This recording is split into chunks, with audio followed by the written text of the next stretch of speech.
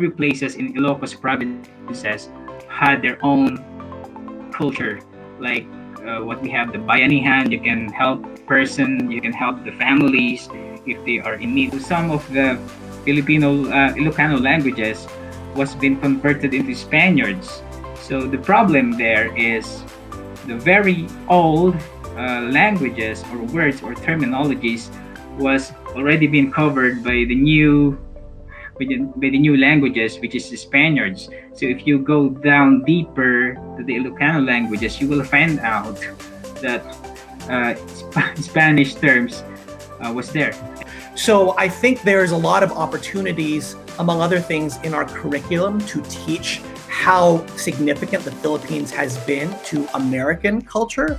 And even things like, one of my favorite Filipino figures is Larry Itliong, who is out in York, California, who is very much part of the labor movement, the grape strikes in the 1960s. And so even with those historical figures that play a crucial part in our American history, I would like to see more. One of the ways that we can do exactly what you're saying is to ensure that our Filipino leaders and our Filipino history, to the extent that it is so intertwined with American history, is taught. We come from centuries of people that are very resilient and very family oriented and very values oriented throughout that.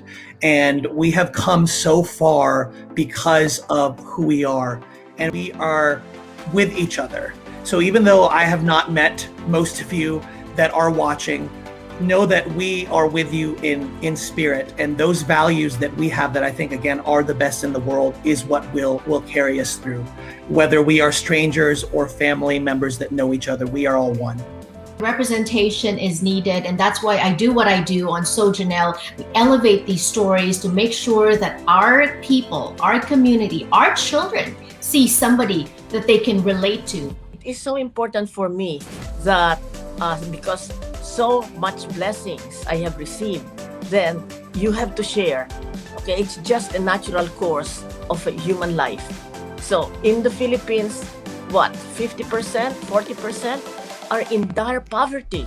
So how can we, Filipinos in the United States, especially first generation like myself, how can we be comfortable if our people in the Philippines are suffering so much? But I must say this, okay, sa kabutihan ng mga Filipino, because they lost their job due to the pandemic, they are, hand to mouth. Just all over the Philippines, the community pantries sprung up, just giving.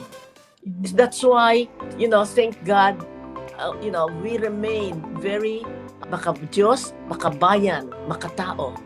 And so that kind of spirit is still within me. This month is the AAPI, Asian American Pacific Islander Heritage Month. I encourage us Filipinos not only to be united among ourselves, but to extend our arm to our Asian brothers and sisters, because in unity there is strength.